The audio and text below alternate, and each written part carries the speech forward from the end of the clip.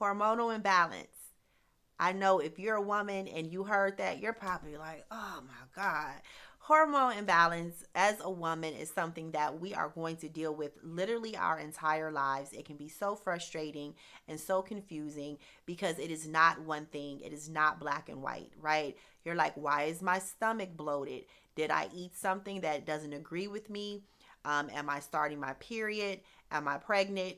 Or is it my thyroid is suffering with issues and I need some medication? It literally, something as simple as bloating can literally be all of these different things. And at the core of all of that, it is always connected to hormonal balance. Now, as women, we also know that we're going to experience some hormonal changes every month. However, there are things that can be happening that we have no idea, and we just know something is off, that our body is responding different. And that can be the very frustrating aspect of it. So, what I wanted to share with you guys today is some helpful tips to help you rebalance your hormones, especially the hormones connected to your reproductive system. Because as we age, our hormones change. We go from having our periods to becoming pregnant, and then perimenopause and menopause, and there's all of these different things in the middle. To share with you are some really basic ways that you can get and keep your hormones in balance. But I do encourage you, especially if you're having any major issues with your hormones, major changes in your body, to talk to a healthcare professional, whether it's a doctor, a neuropathic doctor, a Chinese medicine doctor, but do talk to a professional if you're experiencing long-term or drastic changes in your health and well-being. All right, so let's talk about these hormones. It's really vast and really complex, and this is not an educational video like that. We just know that our hormones is the way that our body communicates within itself to let it know different aspects of it, to let it know what it needs. Our hormones are responsible for things like growth, development, cognitive thinking, reproductive system, just pretty much everything. So it's really important that our hormones are in balance, because if they are not in balance, our body cannot function properly. So what does hormonal imbalance look like for women? Hormonal imbalance can look like excessive hair growth or hair loss. It could look like gaining weight or losing weight, or having struggles losing weight or having struggles keeping weight on. It could look like not eating enough or eating too much. It could look like not sleeping at night, having insomnia. It could feel like being stressed out. It literally can be so many different things. That's why I said it's really confusing sometimes, because what could just look like something simple like bloating or weight gain can be totally connected to a hormonal imbalance. But at the core of most hormonal imbalances is our endocrine system. And our endocrine system plays a really important role in several of our systems. It has a lot to do with our production of melatonin, which helps you sleep at night. It has a lot to do with cortisol, which is released when you are stressed out. Too much cortisol can cause weight gain. It has to do with our the health of our ovaries and our reproductive health, our thyroid, our adrenal system. All of these things essentially fall under the endocrine system. So that's just really good to remember, that if you do feel like your hormones are out of balance, you probably need to take a closer look, or have a doctor take a closer look at the hormones connected to your endocrine system. Now, before I share with you the 3 types of herbs that you need to add into your daily regimen to help keep and maintain a hormonal balance, I want to remind you how important it is when you're working with natural medicine, the natural flow, your natural routine, that you have to look at your health holistically. You want to work with the natural rhythms in your body. When you want to use natural herbs and things like that, you have to look at your entire system. And that's very true when we're working with hormones, because everything that is out of balance or off anywhere else in our body is either going to impact our hormones or is being impacted by our hormones. So you do have to look at some lifestyle changes. And I'm not going to preach to you guys about it. You know what you should do. You know you need rest. Why do you need to rest? Your body repairs itself when it's rest. If you're stressed out all of the time, your body is not going to be able to produce the right amount of hormones or the right amount of nutrients that it needs to support you, because it's too busy being all over the place and trying to calm down. So you have to make sure that you're not stressed out, that you're getting rest, that you're taking in the proper amount of nourishment and nutrients. I'm not going to tell you what to eat. You should be able to figure that out, but you should know that processed food, junk food, it doesn't have a lot of nutrition in it at all. It actually can leave your body in struggle mode, desperate to get those building blocks that it needs to keep you healthy and strong. So I do really highly advise, if you want to keep your hormones in balance, that you eat properly so that your body can produce what it needs to produce to keep you healthy and strong. And last but not least, exercise. Exercise is so important, not just to lose weight, not just to be able to fit into your jeans, but your body literally is meant to be in flow. Hormones are kind of like flow through your body from top to bottom. I talked about it be a communication system. Communication system is a flow, right? So you have to get out and you have to move your body. Right. So you guys ready for the 3 types of herbs that you need to start taking now? All right, so we're going to get into that right now. So I'm going to share with you 3 groups of herbs. And I'm also going to share with you my favorites from each of those groups. Again, figure out what works for you. Everything is not for everybody. And always consult with a doctor or a licensed healthcare professional before making any major changes to your diet or health. So the first group of herbs that I'm going to suggest to you to add in to keep your hormones in balance is called an adaptogen. Adaptogen herbs do just that. They help our bodies adapt.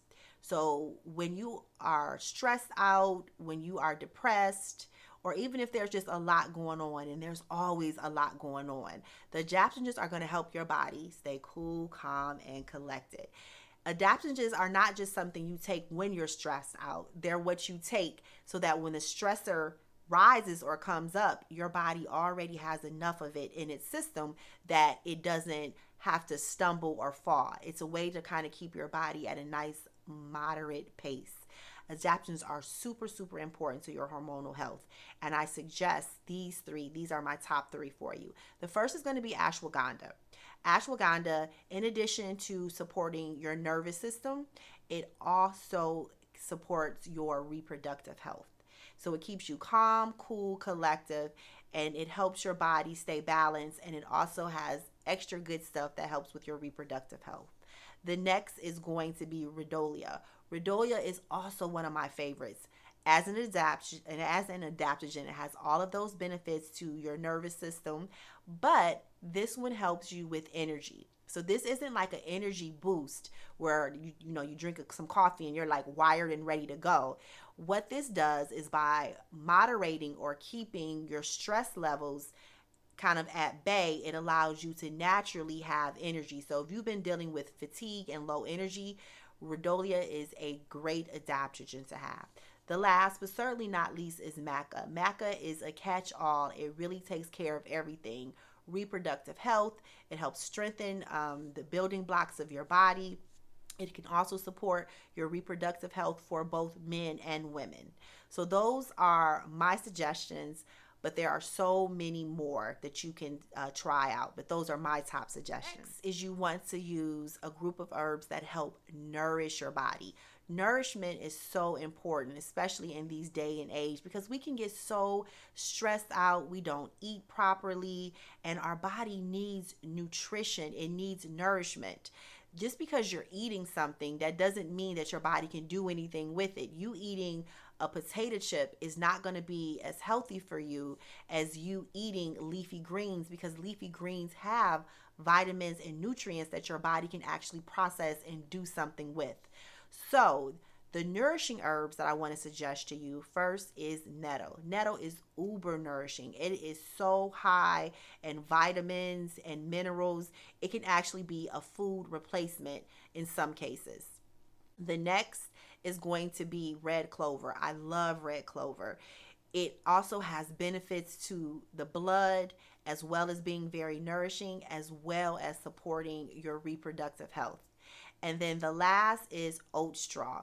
So if you don't know what oat straw is, it comes from the same grain that oatmeal comes from. So if you look at oatmeal, it has like three parts. You have the oat top, you have the straw, the long part, and then you have the part that we kind of eat for food, right? So oat straw is really supportive of our nervous system. So again, if you have been struggling with anxiety, depression, overworked nerves, long-term chronic nervous issues, you want to invest in some oat straw because it actually helps repair and rebuild your nervous system, that myelin that often gets damaged when we endure too much stress or stress over long periods of time.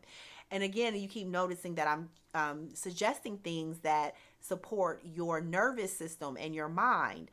You need this support because if your mind is overactive, it's not firing off the right information within your body. So you're not getting enough of certain hormones, or you're getting too much of some other hormones. Your body is basically in survival mode. So you want to keep your body out of survival mode so that it can be in thrival mode, so that it can start producing the right amount of hormones that you need. Got it? Makes so much sense now, right? Now, the last and certainly not least are going to be herbs that are rejuvenative, especially to the female reproduction system.